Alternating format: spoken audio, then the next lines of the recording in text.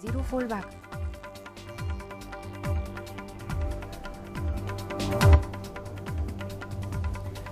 Good evening and welcome. You're watching Left, Right and Centre. I'm Nidhi Razdan. On the programme tonight, Narendra Modi makes a new beginning with Pakistan. The new Prime Minister of India holds an almost 50-minute long meeting with Pakistan's Prime Minister Nawaz Sharif. He talks tough on terror on 26/11, but both countries also agree after a long gap that the foreign secretaries will be in touch to see what the road ahead could be for a dialogue between the two countries. Is this a new chapter in India-Pakistan ties? Should India proceed cautiously? How should we look at the road ahead? That's our big focus on the program this evening. Let's take a look though at the day's big developments. First, with that what was described as a courtesy meeting between the two prime ministers and one that turned into something much more significant. It was called a courtesy meeting, but in the end, Prime Minister Modi and Prime Minister Sharif met for nearly 50 minutes, in which a no-holds-barred discussion took place on terror and trade. India's new Prime Minister made it clear that terror was India's central concern, raising the issue of the slow 26/11 trial and the attack on the Indian consulate in Herat. Taking a small but important step forward, the foreign secretaries of the two countries will be in touch to work on how to take the dialogue forward and may meet soon. India also says it's ready for the full normalization of trade ties. All formal dialogue between the two sides has been off since January last year, after Indian soldiers were beheaded along the line of control. The Pakistani Prime Minister was hopeful as he spoke to the media, and in a significant first, there was no overt mention of the K-word, Kashmir, in his statement to the media. Nor did he meet with Kashmiri separatists, as his predecessors have always done on their India trips. I told him that I intended to pick up the threads of the Lahore Declaration from where it had to be left off in October 1999. I stressed to the Prime Minister that we have a common agenda of development and economic revival. We also agreed that the two foreign secretaries would be meeting soon to review and carry forward our bilateral agenda in the spirit of our meeting today. Indian officials sounded cautiously optimistic. That the foreign secretaries will be in touch to look at the way forward. So we can be in touch through our foreign offices, we can meet for such relations to proceed. It is important that terror and violence is brought to an end. The two countries would move immediately, could move immediately towards full trade normalization. Given the risk that Nawaz Sharif has taken with hardliners in his own country to make this visit, Pakistan will now look at Prime Minister Modi for reciprocity. The Foreign Office said Modi has accepted Sharif's invite to visit Pakistan, along with invites from other SAARC leaders, but no date has been fixed. Interestingly, Sharif's daughter went on Twitter to say that PM Modi had called Nawaz Sharif a man of peace. In a gesture that was welcomed in both countries, Sharif went to meet former Prime Minister Vajpayee as well, with whom he held peace talks just before Kargil in 1999. He also visited Old Delhi and Chandni Chowk this morning. Sources on the Pakistani side say it would be wrong to focus exclusively on the issue of terror in today's talks, that they were cordial and expansive and set the tone between two leaders for future progress in the bilateral relationship. But as we have reported all too often, the story of the India-Pakistan relationship is littered with breakthroughs and breakdowns. So while for today it's new beginnings between two leaders with strong mandates for themselves, the tone may be one of optimism, but as always tempered with a fair degree of caution. With Nidhi Razdan in New Delhi, Mayami Chandani, NDTV. So is this a new beginning for India and Pakistan, or should India in particular be proceeding with much caution as well as optimism? KC Singh, former Secretary in the Ministry of External Affairs, joins us. Radha Kumar is with us again. Siddharth Nath Singh of the BJP, Kamran Shafi joins us tonight from Lahore, and Shahid Siddiqui as well, who's taken part in many Track 2 initiatives with Pakistan. To Mr. Shafi, to you first, how are today's talks being viewed in Pakistan? Is there a lot of optimism and good feedback that you're getting in the press? Yes, and on Twitter, all of the feedback is good actually, and people are calling it a successful visit. The mere fact that Prime Minister Modi thinks the Prime Minister Sharif is a man of peace, I think is a matter of satisfaction. After all, he is the person who came to a peace agreement with Atalji, and he went to see him today. Mr. Modi has said that he's going to take on a lot of stuff that Atalji did, that he admires him and looks up to him. So I think it's win-win for all sides. I hear my Indian friends saying repeatedly, be cautious, be cautious, be cautious. I mean, with this man, with Nawaz Sharif, please don't be too cautious. Strengthen his hands by speaking to him and try and reciprocate. And I'm so glad that Modi ji has accepted our Prime Minister's invitation to visit Pakistan.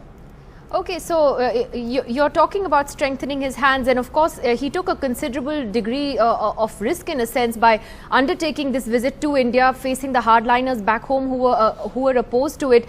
What is the one big takeaway though that you see from this?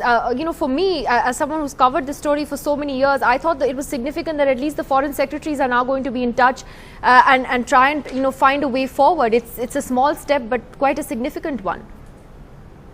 Exactly true. The first plus is that the two leaders have met. And as Ambassador Singh said this morning, we were on a show together, that when Atalji and Mr. Nawaz Sharif met the last time around, the talks had virtually become stuck because of the others of the delegation who were there. But when they left the room and just the two of them were there was a breakthrough. So it's so important that the two men have met. And it's excellent that the secretaries, foreign secretaries will meet, or the foreign officers will meet, whatever. At least things will get ahead after being stuck for so many months. Okay, KC Singh, the other important thing that they talked about was the normalization of trade ties. Firstly, if you look at the overall picture today, what do you take away from the talks? Because it was clearly not a courtesy meeting. No, I think Nawaz Sharif has played the role perfectly. He didn't bring up Kashmir, he didn't meet Hurriyat. He already took a chance by coming to India. He may be criticized by some of the extreme right wing for doing or not doing certain things. So he's stuck to the script, which is what was necessary. And he's talked about the atmospherics. He's talking of warm and cordial atmosphere, which is usually a euphemism for basically putting everything on the table and saying, these are my problems, these are your problems. How do we move ahead? Because we've hit a log jam. Because of terror, because of beheadings at the border. So how do we move ahead? So I think the first step on how you move ahead until they meet again, either at the next SARC meeting or the UNGA or the UNGA, is for the foreign secretaries now to start decluttering it and say, look, these are important things. Trade is one of them. I think Pakistan is ready. They have they don't call it a most favored nation, but non-discriminatory access to their market. So they are ready with that. But naturally, before they announce it, they would like to at least show to their own people that India is also beginning to move ahead. There are certain things, certain parts of the dialogue, either in the old form or a new form, either the same old 8 buckets of subjects or some new subjects. Afghanistan is, I think, a subject universally acknowledged. But you see it as a beginning that's been made, certainly. No, it's certain agreement that is very clear from this, and that's why they're talking of. But the only dangerous thing is that he keeps going back to Lahore. That's a very deep hurt. He's got the man who got rid of him in a jail, being tried. So now what about what went on during Musharraf's period? Because there was a huge amount of work done by the back channel. Does he not want to address that? Does he want to say, I want to begin only with Lahore? I don't think so. But I hope not, because he seems to have great antipathy to whatever went on after that, because Musharraf had many pluses and minuses, but I think the back channel did do a lot of spade work. Between 99 now, and... should that be brought on the table or not? But rather, Kumar, I think none of us would have thought that on pretty much his first full day in office, you would have Prime Minister Narendra Modi having this kind of a summit meeting in a sense with Nawaz Sharif, and here he is doing that. So, by taking this bold initiative, do you think that he's provided the biggest breakthrough right now for ties that we've seen in a while? Well, yes, there's no doubt about that, but one should not forget that one reason why it was so difficult to make progress in the last 3 years was that the opposition that his own party offered was so very negative and so very vicious that it was not possible to have symbolic breakthroughs of this kind. Now, of course, he's the Prime Minister and this is our ruling party, and we will support any positive steps naturally. And this is indubitably a very, very positive step that has taken place today. And I agree that Mr. Sharif has been diplomatic in the extreme. The atmospherics have been good, the symbolism has been good. The question of progress and making rapid progress is very important now. I would say one more thing, that I agree with Casey, that while I can completely understand why Nawaz Sharif wants to talk about picking up from 99, which is when he had his first breakthrough, so to speak, with an Indian Prime Minister, he needs somewhere to let us know that he is willing to build on all the progress that happened between 99 and 2015, that those draft frameworks or talks or discussions, that we will pick up from where those left off. But you know, let's not prejudge the issue. It's open today, and hopefully there will be forward movement. These are baby in steps, those and we terms. know again from experience that it takes only one incident to set things 10 steps back. So baby steps, welcome steps. Shahid There Siddiqui, was though, one important thing Yeah, I'd sorry, like to Radha add wants to in make a point, here, yeah.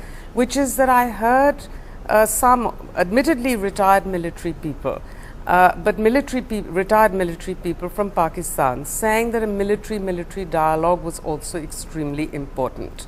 Now, when it comes to matters of the LOC, or for that matter, how you handle terrorism, this is a very important dialogue to have, and if there is a prospect for that. Yeah. I'm going to revisit that question, because a lot has been, in fact, even intelligence agencies, you know, whether the two agencies can actually sit and talk, that's been discussed as well in the past. But Shahid Siddiqui, on the question of India's, you know, cautious optimism in a sense, you know, you heard Nawaz Sharif there, for instance, say that yes, our two foreign secretaries will meet, and when I asked the Indian foreign secretaries, will you meet, I kind of got a little like, you know, rap on the knuckles, no, well, you know, that's for us to decide, we may meet, we may do it on the phone, whatever.